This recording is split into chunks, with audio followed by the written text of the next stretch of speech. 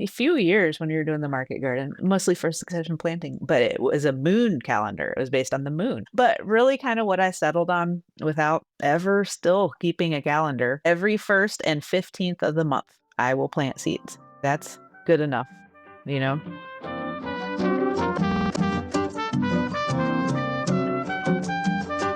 This is Serious Grower Podcast. I'm Anna. I'm an entomologist. I'm a scientist, and I am using this podcast to talk to all kinds of growers and eaters who are serious about their farms, their gardens, their local food systems, and I am asking, how can science help?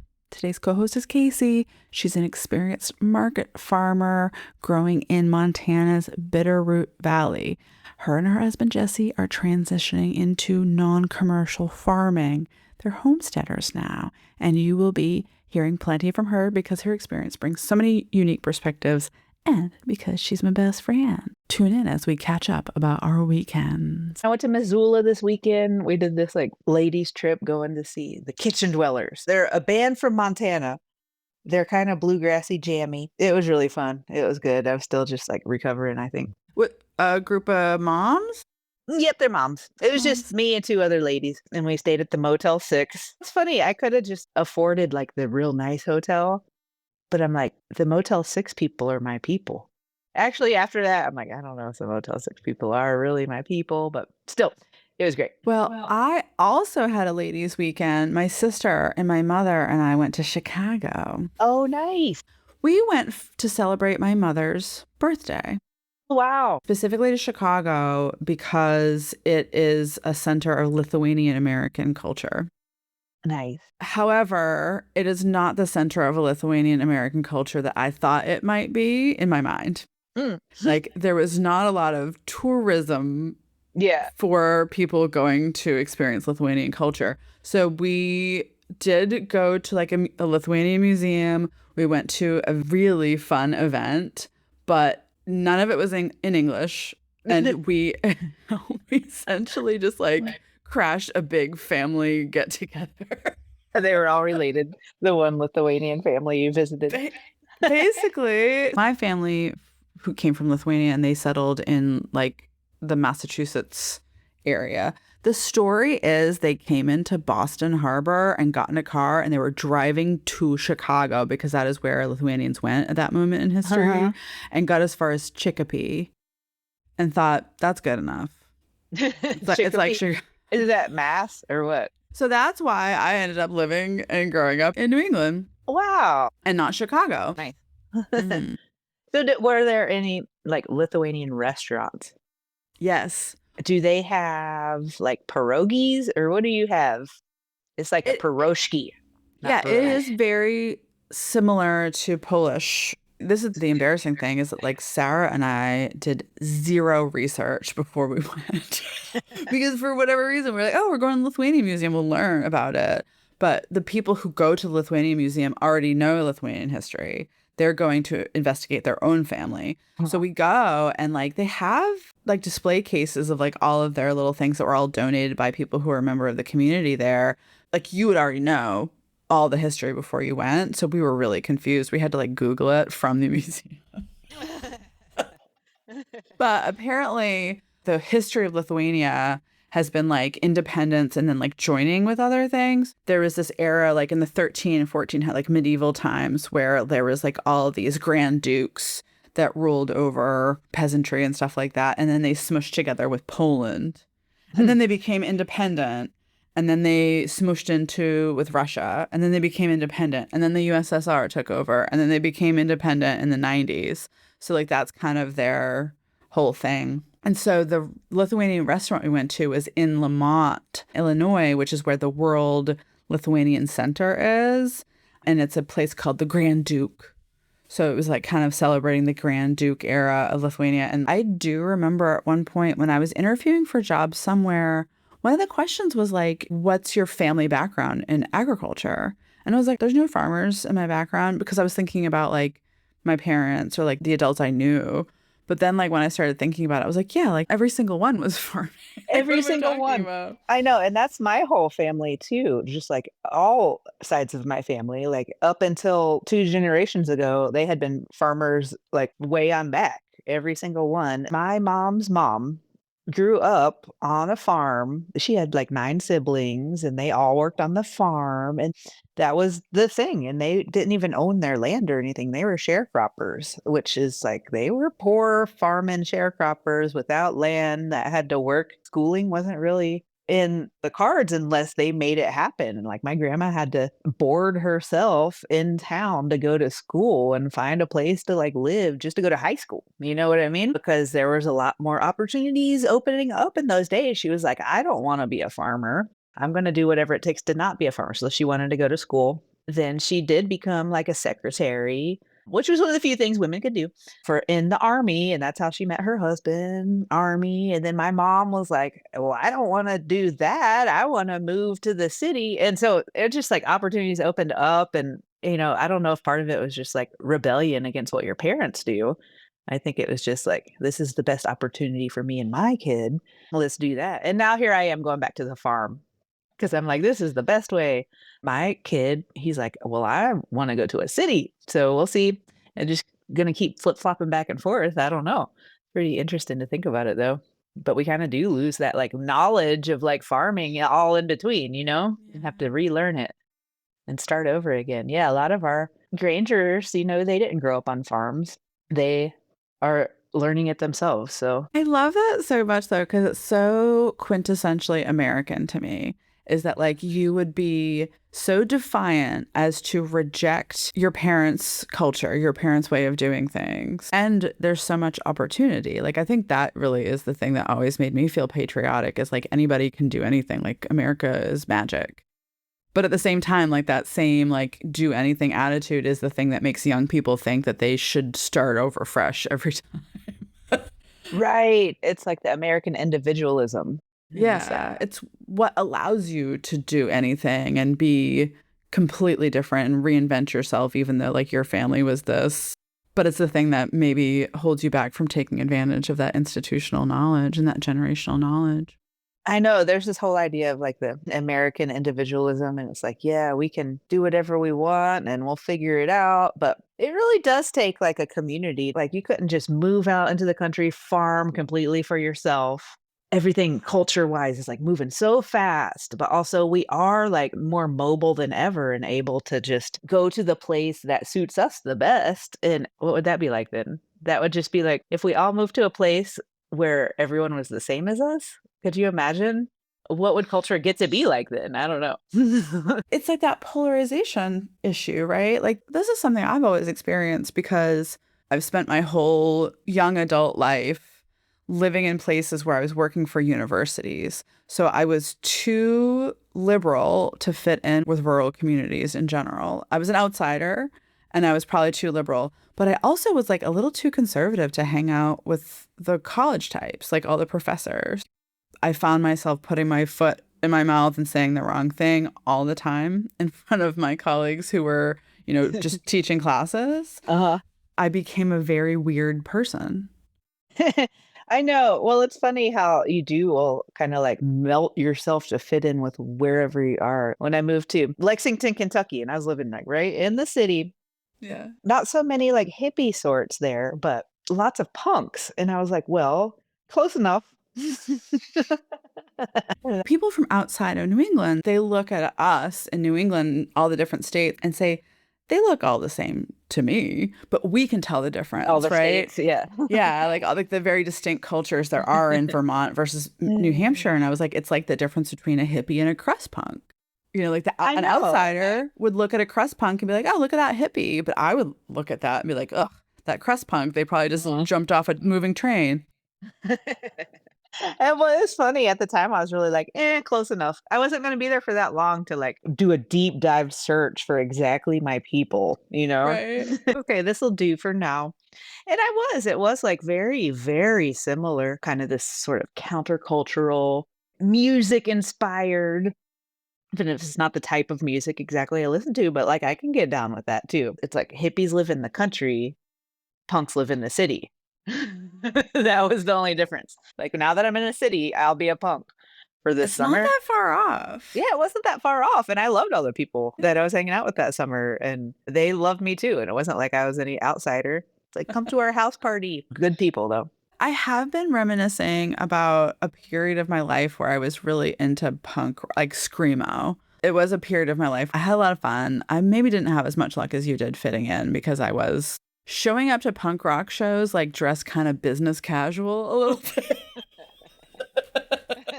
And that was always a funny thing. But do you remember during our last executive board meeting where I was talking about Quebecois math rock duo Yes. and Caleb did this? And I was like, yes, Caleb, that's exactly what I'm talking about. Do you know what he was Well, I've referencing? never, and actually, yeah, I hope you could put it into one of the podcasts, some Quebecois math rock, because Well, I never even heard of it, but I love the idea of it already. I daren't mention the name of the band we were talking about because as soon as your algorithm hears it, it's like all that will be on your algorithm. Yeah. But do you know what band we were talking about? No. It's called Angine de Poitrine. They dress up in like a polka dot outfit and they Hmm. say they're from outer space. Oh, okay. You kind of have to see it. You have to see it. But the music is really fun, Okay. right? It's definitely mathy. It's definitely intellectual. It's microtonal. So they're playing like notes in between Western notes. Like there's like a little bit of like you'll think sitar inspired, but it's Yeah. punk rock. And I people are like, oh, it's a mystery who they are, but it's two guys. And I found what they were playing before they were Angine de Poitrine, and it was like screamo music that I would have loved during the time when they were playing it. So like if you think about like Right. who I was and what I was into 10 years ago, and even then, like when like you know like when you're in your 20s or 30s and you think like, what am I gonna like when I'm old? Right? Like, what is that gonna look like? I'm not gonna like the same stuff. And I was just thinking, like, this like screamo punk rock band that I love, like, what are they gonna be playing 10 years from now? And like to Wow. find out, like, oh, it's really cool. That's awesome. Even though you never like knew them well until now, but now see their past. So you're like on similar sort of trajectories. Like, but Yeah. secondly, a similar thing happened to me recently where I was going backwards though. And I'm like, let me read my favorite book from back when I was 20. Well, it wasn't my favorite, but one of my favorite authors, Tom Robbins. And I hadn't even touched a Tom Robbins book in my since my 20s, which I just ate him up then. He writes the way my brain thinks. I just always remember thinking about that. So started reading Still Life with Woodpecker. Oh my gosh. And this is like months and months ago. I still haven't got my way through it. I was like, what was I even thinking? Like, I can't even, is like not my favorite anymore. My brain does not think that way now. I could hardly even read or comprehend his writing anymore when it was just like hit so hard back then. It doesn't hit hard now. I loved it then and I, respect it still, but it's just like, that's what you read in your 20s, not your 40s. Right. Yeah. Well, that's exactly what I'm talking about. It's just Yeah. like it blew your mind when you knew nothing. Yep. And now that you know things, what could blow your mind again? And like finding artists that back to the thing that blew your mind when you were 20 or 30, but are also blowing your mind. I think that's Yeah. part of the reason people are really excited about this particular band. I think there's a lot of commentary on the commentary. That was the reason I was like, watch out for your algorithm because like everybody who Ah. makes like YouTube content about music is talking about this.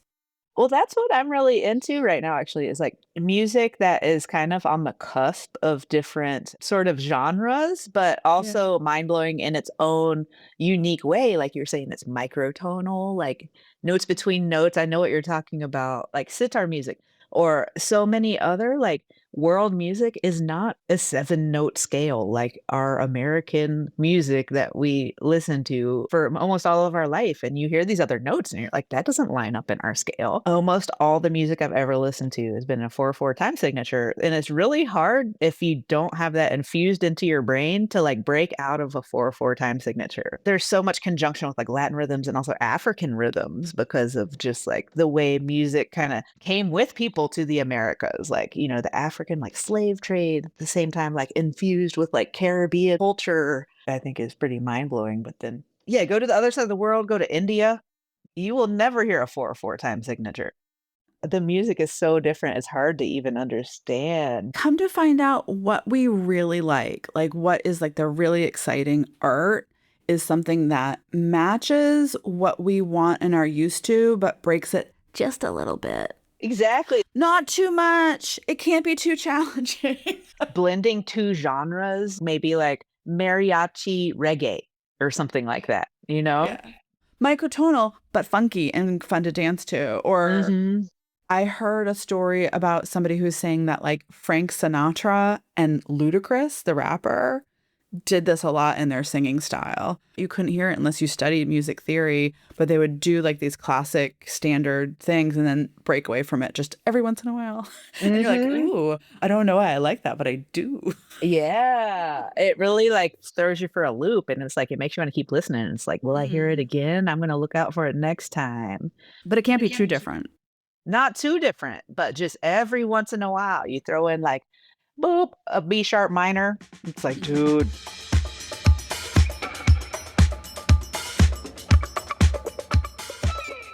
So here's the part in the podcast where I usually find some kind of resource to answer a question that arises during my conversation with my co host. And I did find a rather cool paper to include along with the conversation that Casey and I got into about why we start some vegetable crops by sticking the seed right into the ground, and some are started in a greenhouse and then transplanted into the ground later. This paper was very cool. It was essentially a cluster analysis of 762 articles from a Scopus database between 1971 and 2022 that provided some very cool insights into global vegetable seedling and transplants.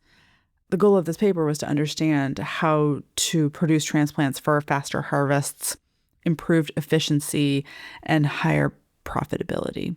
That would be pertinent to large scale commercial production and maybe a conversation for another day.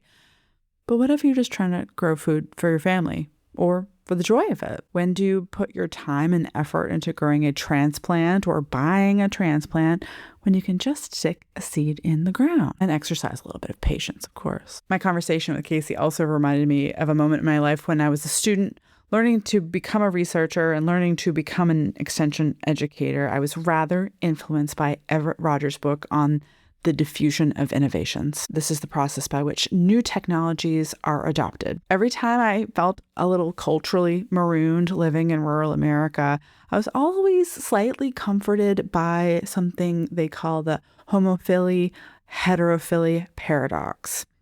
It's essentially the Goldilocks principle of communication. If you are exactly like your audience, you have nothing new to teach. If you are completely different, they won't trust or understand you. To be an effective change agent or an effective educator, you must find optimal heterophily. This is the point where the educator is different enough to be perceived as technically competent, to be perceived as an expert, but similar enough in social characteristics or values to be perceived as trustworthy, to be perceived as a peer. Roger goes on to use the Midnight Ride of Paul Revere as an example of how to leverage networks to overcome barriers to heterophily. The Midnight Ride from Boston was to warn the citizens of Massachusetts that the British troops were marching on Lexington. This was something that led to the Battle of Lexington and Concord and sparked the Revolutionary War and our independence as a nation.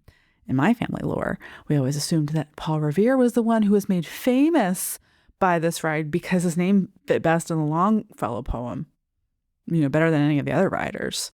Listen, my children, you shall hear the midnight ride of Paul Revere.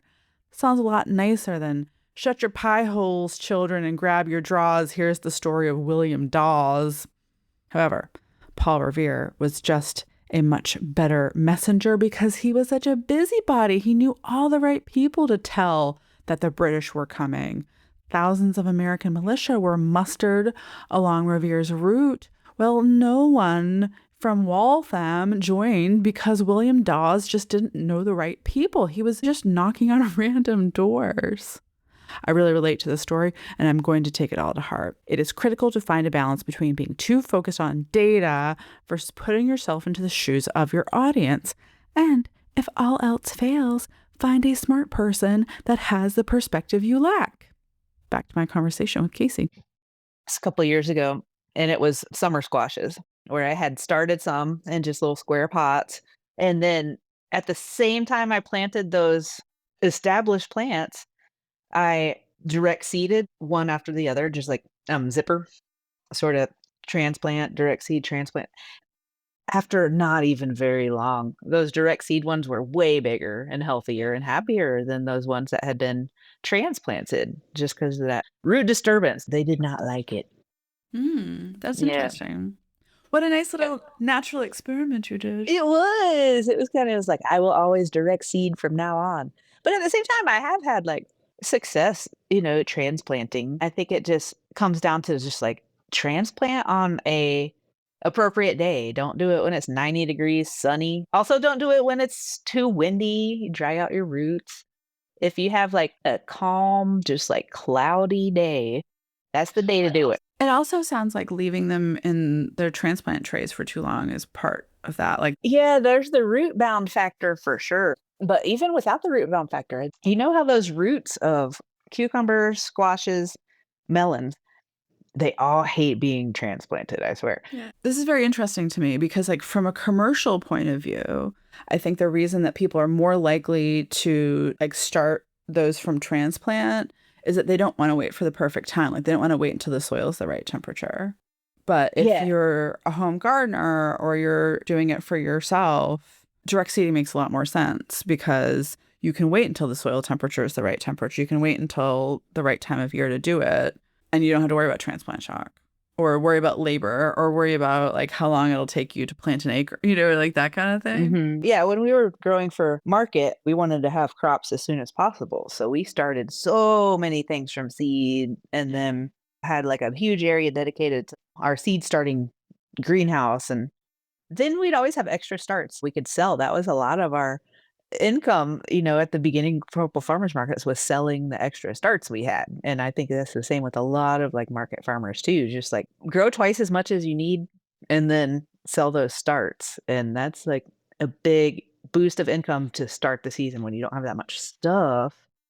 But at the same time, once I realized, some of those plants would way rather be direct seeded, I kind of felt bad even selling those kind of transplants of squashes and stuff like that. But it gives you a jump on the season from a pest management point of view. Because, like, part of me was saying, like, oh, I have had such a one track mind just focusing on the bugs and the diseases and not really knowing a lot about how to grow plants. And, like, this project right now where I'm like, okay, Anna, you need to actually learn why people do the things that they do from a horticultural point of view.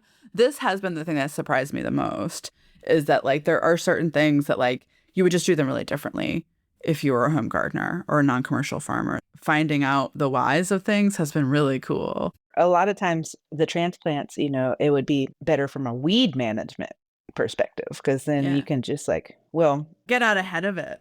get out ahead of it. Exactly. And then it's not going to be competing with whatever weeds that are out there and keep that soil covered with whatever, either cover crop or plastic until you're ready to stick in those transplants. And then they get huge, like shade out everything else. It's funny that we were mentioning that because when we first started market gardening, we like got a couple books, we're like, how do we do this? Let's buy this book, Growing for Market Garden or something like that.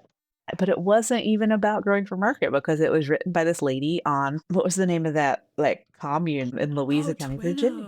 Twin Oaks. Oaks, written by a lady who was like the garden manager at Twin Oaks to Yeah. feed all the people that live there. It wasn't even for growing for market. It was to feed a commune of people.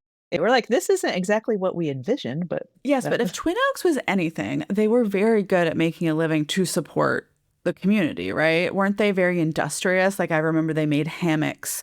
yeah, they make hammocks. They Yes. made the best tofu I've ever had. And tofu. They I make hammocks and loved the tofu. Twin.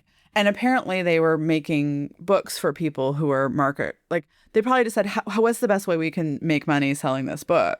Exactly. It Did wasn't growing good. for your commune. It was Going growing. for your commune garden. Like how many people would buy that book? But growing for market garden. Yes, I think it was like a bestseller and it did have lots of good info in there. But it was funny. It was just like we didn't look at the book before we bought it. And sure enough, it's just like, the pictures in the book are like of this commune garden and she had been doing it for a long time and there was definitely good advice. I thought it was funny because we actually knew someone who lived there. And then so at the same time, we knew people who lived on this sister community of Twin Oaks, and it's called East Wind, and it's in I think it's Missouri or maybe Arkansas, but it's in the Ozarks. They have their couple things they do for a little bit of money, and it wasn't hammocks or tofu, it's nut butters. That's what they do. I love this so much because it reminds me of monasteries. This used to be like a Catholic church thing. That's how Trappist beer started, is they were supporting their Trappist monk lifestyle. And that's how education started. Like that's how Catholic parochial schools were connected to these churches. That's how they supported their convent or their monastery or whatever, was like, oh, we'll teach your kids Hmm. how to read and write, you know? Yeah. I find it very interesting because like I'm really trying to figure out how to talk to a very different audience, because before like my audience was always pretty large scale commercial farms. And now that I'm thinking about this from like a pest management point of view versus like a process point of view, the number of times people said, "Hey Anna, I have like X problem. How do I handle it?" I didn't understand what they were asking me, right? All I could say was like, "Well, this is what people have tried." Whereas it should have been a conversation about like, first, tell me your process, Mhm. and I will see where I can inject my knowledge of the biology.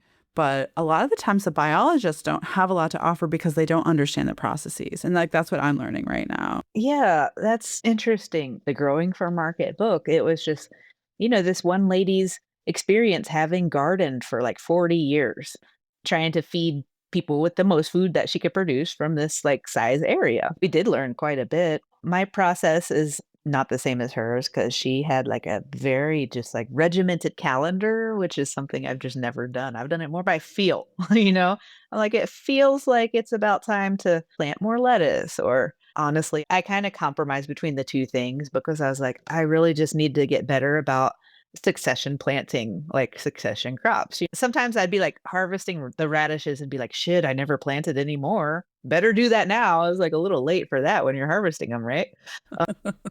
Well, And maybe your process would have been a lot more sophisticated if you relied on labor more. Like if you had like a big enough scale where you had people coming and going and like you had to plan on, well, I have to have so and so do this. I do remember I worked with a smaller farm outside of DC, and they had just bought a property that had been a farm. And she said, "Man, like we were so excited because like it came with equipment and it came with these outbuildings and it came with this, and like we hit the ground running."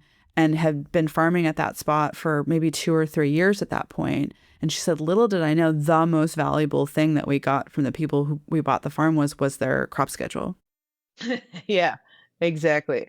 like at that location. Uh-huh. My thing is like you need to write down your own calendar in a lot of ways. I was trying to find just like one on the internet that worked for me, a planting schedule. And I ended up using this one for a few years when we were doing the market garden, mostly for succession planting, but it was a moon calendar. It was based on the moon. So I was like, this is close enough, you know? Yeah. But really kind of what I settled on without ever still keeping a calendar, every 1st and 15th of the month, I will plant seeds. That'll be my seeding day. That's good enough, you know?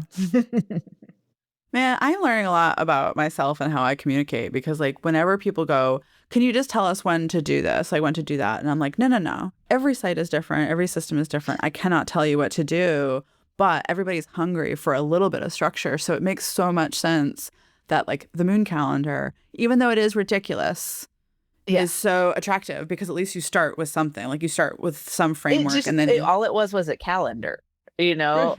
And who cares if it's a moon calendar?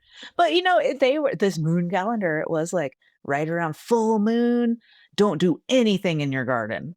It's like, you take a couple days off then, which I also kind of enjoyed that in the garden. It's like, take 3 days off, great. this is the most ridiculous movie. It was called The Edge, and it starred Anthony Hopkins and Alec Baldwin, and they get stuck in the woods and like a bear is chasing them. Do you remember this Yeah, I movie? do kinda remember this, uh-huh, uh-huh. It's not a good movie. I'm not recommending this as like it's not a good movie, but like there's so many lines in it that I find myself quoting because Anthony Hopkins, come to find out, Alec Baldwin's been sleeping with his wife and he like wants to kill him. Spoiler alert. That's no, I But remember it. at one point, Anthony Hopkins is talking Alec Baldwin into killing this bear that's chasing them. And he tells him the story about some tribe out in Africa. And he's like, what one man can do, another man can do. We're gonna kill the bear. And I say this all the time, every time I'm scared to do something. Like one time I drove a truck, like, like you go and rent a truck to move furniture and you Yep. always like rent the 10-foot truck and you get there and they're like, we're out of 10 feet truck. All we have is like the The biggest truck you can gigantic one. drive without a CDL license. And so I'm like driving across Virginia and I'm like, oh, I'm like white knuckling it, going, what one woman can do, another woman can do. I'm going to drive the truck. I'm gonna drive the truck. Another woman could do. All Oh, that to so funny. say, there is a scene in the movie where like one of the guys they crash out in the wilderness and like he's like walking around, he's got a stitch in his side, and Anthony Hopkins goes, "There's a native trick that you have to find a smooth rock and spit underneath it, and that'll get rid of your stitch," right? Then like Alec Baldwin's like, "Oh, you're just playing a trick on him, saying like it slows him down, it makes him lean over to like find the like these tricks that we play, but it's so human nature. So all these folk remedies are just fooling you into doing something else, like taking your mind off of it, or Or is it a that. So placebo? Something like that. It's like I yeah, did the like, thing, so I'm good to go now. but I love the fact that like this thing where I, as a scientist, have always made fun of it. Well, You don't plant on a full moon. Like there's like all these other benefits have nothing to do with it. well, exactly. I just needed a calendar, but I didn't want to do it myself. But just the other day, met this guy who nonprofit that is like Farm Connect Missoula or something like that. And we had been in this whole conversation about AI with a bunch of other like leaders of nonprofits. And it's like, how do you use AI? Should we be use AI? Do we need to come out with AI statements about how we use AI? And eventually, I was sitting right next to this guy. So we started talking about what if we could use AI to come up with our planting calendar? Like it seems like that might be something it would actually be pretty good at. Scouring the internet for like perfect planting dates and then regimens and then putting it in a calendar for us. And then, at the end, it's like, yeah, I bet it would be really good at that. But make sure you read the fine print. Like, don't just start on it and then be like, oh, completely forgot turnips. Have been leaning into this and I did make a few infographics, as you know, but what I've been doing is like for some of the podcast stuff I've been doing is taking hunks of the transcript if somebody says something interesting and say make an infographic so I can make a little video. Some of the words that they come up with for some of these things, like I could not figure out what vegetable that they were making a mistake. Like they were like, whatever you do, don't plant ringing fung before the full moon of it's like, Exactly. And it thinks it 100% knows what it's talking about. And we're like, what the and, hell's Renjinfeng? and every once in a while you can ask the robot, like, where did you get this? Or like, did you make this up? And they'll be like, you got me. I made it up. Yeah, what? This AI is so tricky. This is my project for the week because somebody did ask me to start making degree day modeled calendars because all of the literature that we have about this pest or that pest always talks about the month. So it could be like, oh, in the state of New Hampshire in this month, we kind of expect this. Depending on where that research was done or like how much the climate has changed there, like that information is not as helpful as like, oh, like we have these degree day calculators and we know that they start flying around now. I thought that Mhm. was a really good request to say, oh, yeah. And like that way I can make a video saying, like, this is appropriate, that's not appropriate. So I am playing around a little bit with like hard, if you have this many degree days at your site, you should expect this kind of thing. Yeah, I think that's great. There is a website we use, and it's just like a USDA tool calculator that is like you type in your zip code, it'll tell you the range of planting days. And for each crop, like spring planted or fall planted, it'll be like direct seed these dates, transplant Okay. these dates, start your seeds for transplants these dates. And I'll take a look but at it's that. just like a table, and it's very just like, I wonder how outdated because it's been the same dates this whole time. It's been 11 years since I started using this, and already, like, our USDA zone changed since then from, like, zone 5A to 5B. Then there's another one I do that's called Rhythm of Nature, I think is where I first got that planting calendar. I'm gonna be like, "What do I do on this particular day? What's it good for today?" It's good for planting root crops and fertilizer, but not watering or something like that. Honestly, it just helps me organize looking at that. I don't know if I believe like the horoscope method of planting, but I'm like, oh, okay, I do need to do that today. What I do need some help with, Casey, is how to speak about these kinds of things without putting any judgment on them, right? Because there are some things where I was like, oh, like there's a good biological reason for that. And there's reasons that like they just fit into your system well and it just makes sense to you. My sister and I were talking about like these hard felt beliefs that we had a hard time saying out loud. We didn't know why. We felt embarrassed about them. Like, we don't think grown men should be blonde. Yep. It's funny. Why is Why? that? Why do we think that? How Grown old are men you? should not be blonde. They also should not have blonde eyebrows. Yeah. Discuss. Discuss. Where does that come from? Why is that such a strong, firm, like without a doubt, this is a fact of life. But what is a word for that? Like these like things that are very strong. I know that that is a ridiculous thing to think. I know it's not based on anything. It's unfair. There are plenty of men, adult men with jobs that have blonde hair. They just happen to be like very northern Scandinavian. It's like just where you're from. It's not in your experience. Right. So which of these things that like works for people or like find their ways into people's systems, which ones are just like their little picadillos? Which ones are based on something? Which ones are worth suggesting everybody should do? It's true. Some people just they do want to know exactly why they do it this way and how they could change things to make it better, like from a biological, like scientific point of view. Other people, I think maybe like me in a lot of ways, just need to be told what to do on that day and they'll do it. It's like, I want to have to not think about it so much and just do it. And if there's a website that's like plant turnips on this day, I will just do that. They told me to. They Why said so, not? so I will. Why not? Nine I times know. out of 10, it's going to work for you.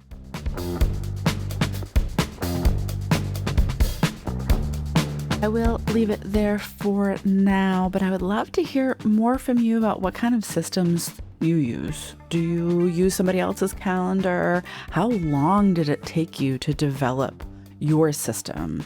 How much would your system benefit by having injections of data or biological information? I want to know. Casey did send me the title of that book she mentioned. It was Sustainable Market Farming by Pam Dolling, and the copy that they used had a foreword from the people who produced Growing for Market, which is now a magazine and a podcast. So it's all in the family, and it's all people sharing information in very valuable ways. So reach out. Let me know how I can help. Serious Grower Podcast is a production of New Hampshire Community Supported Research.